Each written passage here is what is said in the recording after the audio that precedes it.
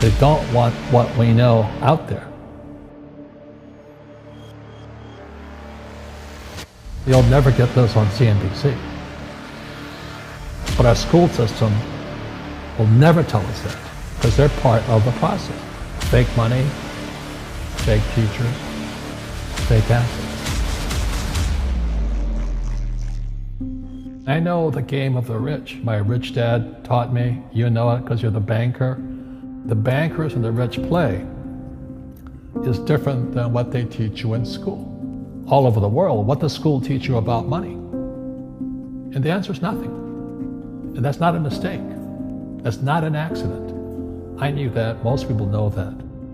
The way to keep the poor and middle class working hard is never teach them what the rich know. So if you read Rich Dad, Poor Dad, which came out in 1997, it's what the rich teach their kids about money, the poor and middle class do not.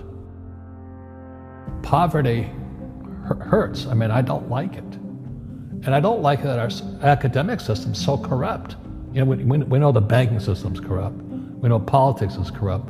But academics is just as corrupt. I mean, one thing if it's the banking and the politics, but this is where we send our children and we trust them to do the right things for them, and yet they're being not taught something so fundamental. Like you asked your dad when you were a kid, Dad, you asked your teacher, when are you going to teach us about money?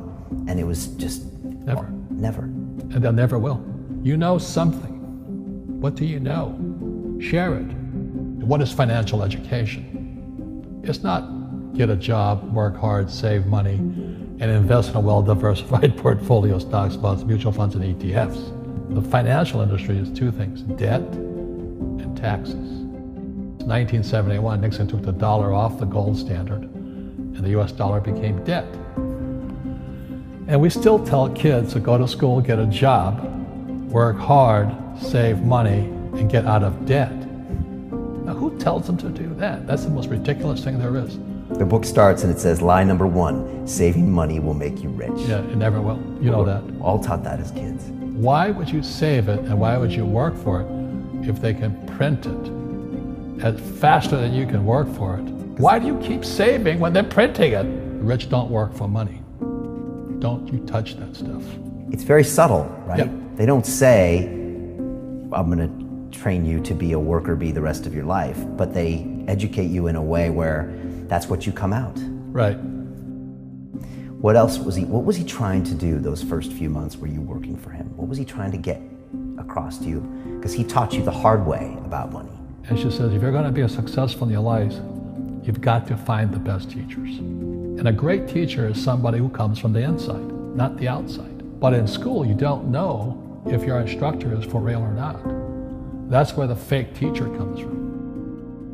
I said, I want you to teach me about money. So he said, why should I teach you? He said, but if I teach you, you work for me for free. And I said, why for free? And my poor dad went nuts. He says, because if I pay you, you think like an employee. Your brain will change. If you learn never to work for money, you'll be a rich man. And this is powerful. Once you give someone a paycheck, their brain turns off. Correct. Because it's... And then the promise of a pension. Right. And job security. Which is kind of a paycheck in disguise. Correct. After you stop working. Give the man a fish, eats for the day, teach him to fish, eats for a lifetime. And most poor people confuse assets for liabilities. They think their home is an asset, it's actually a liability. Right. An asset is a noun, like a house. Cash flow is a verb. So to understand if it's an asset or liability, it takes a noun plus verb. So if the cash is flowing out of your pocket, it's a liability. If the cash is flowing into your pocket, asset, verb, it's an asset. So I own 7,000 rental properties. Those are assets. Every month, the cash flows in. Whereas many people have the big house on the hill and the cash is flowing out. Right. And they're going broke. Right, it's like a frame of mind. The other thing the poor don't understand is the number one expense for most people is taxes. And yet we don't even see it. Isn't that weird? You walk around and you look at the paycheck and say, that doesn't seem right, and you don't realize that the government's got a huge hand in your pocket and you are doing nothing to minimize that. Again, this is what's very different about the rich and the poor. The rich don't work for money. His number one expense is tax. See, there's three kinds of income: earned, portfolio, passive. So earned income is if I get a job, that's earned income. If I'm a doctor or a programmer, that's earned income because I'm working for it. If I buy, let's say, Apple for $10 and I sell it for $20, that's portfolio income, capital gains. Yeah.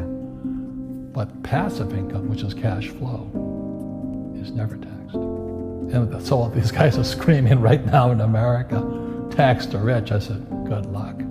Because most of the guys complaining, they don't know there's three kinds of income. And the rich don't have jobs anyway. They have assets. And so the average schmo out there, poor guy, sent the kid to school. They don't learn this. You see, very few people will buy what I do, make $1 million and pay zero tax. And my rich dad taught me that playing Monopoly. That's how it started. 4 greenhouses, 1 red hotel. Or the McDonald's formula. I write about it here. McDonald's, Ray Kroc. Yeah. McDonald's is in the real estate business. So they sell hamburgers, but they buy real estate, so they pay no taxes. This guy Bezos, he's $16 billion. How much tax did they pay on that $16 billion? Zero. And that's all legal. Anyone can do it. Everybody can do it. But most people lack the education. So once you learn how to use debt as money, you can never say, I can't afford it. You see, because the banks will give you, so the banks, after the crash of 2008, the banks gave me $300 million tax-free. When I asked the average guy, I said, why don't you use debt? They can't even get a loan. Because their scores, their FICO scores, I don't know if you have them here, are so bad. The school teachers will never tell you that because they don't know it. My poor dad never knew that. You don't know if something is an asset or a liability until you can say which way the cash flows. So a house, is it an asset or liability? Well, if it's taking money from your pocket, it's liability. If it's putting money in your pocket, it's an asset. The US government wants me to provide housing, wants me to provide jobs, wants me to borrow money because that's how money is created through debt. I get huge tax breaks. Everybody can do the same thing if they had the financial education to do it. If people understood the tax code, we'd be more prosperous. But can poverty be passed through genetically? Yes. Because it's some type of way of thinking. It's an attitude. An attitude. It's very simple. When people ask me, how do I stop it? I just say, never say, I can't afford it. Ask yourself, how can I? The reason I have so much money is because I don't say I can't do it. I just go, how can I do it? And I just go and do it. I make a lot of mistakes, but that's how I learn. How can I? The poor people, like my poor dad, always said, I can't afford it. Do you think I'm made of money? I'm a school teacher. I can't do that.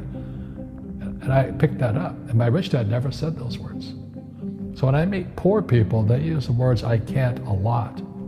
So the people that say, I can't afford it, I can't do this, I can't get to college, the rich are evil, I choose not to participate in that. And that's one thing people could change today. Correct. Right now is that dialogue in their head. Stop saying the word can't. I can't. Right. So how can I? How can I? Especially as in, I can't afford it, how can I afford that? Right. Because that opens them up to looking at it as an investment to a greater future. Right. when I borrowed $300 million, I couldn't do it until I went to ask. And I got turned down so many times. I said, and every time I showed the banker my financials, and he'd go, sorry. I said, look, do me a favor. Why did you turn me down? And he'd tell me, this is out, the numbers are out here. So if I get these numbers fixed, can I come see you again? He goes, sure. So it's called rejection. Same as my wife rejected me for 6 months. It's just a matter of personal willpower, which is spiritual. Just saying, if they can do it, I can do it. And how can I? How can I? And I think it's you once said, words become flesh. Yep. That was the Bible too. Right? Intelligence increases through your mistakes, through the ups and downs, through what you've learned. Real estate's real estate. But what I learned made me richer, not the money. You don't need money to make money. I think all of us, every human being has that low point in their life. And if they get the message, a new life begins. If they don't get the message, they keep going down. The richer I got was because I didn't need any money. I could use this to make money. But how did I get there? Is I made a lot of mistakes. people are afraid of making mistakes and all this, fear of failing, it limits them. Nice, so very nice. So many people trapped in the same device.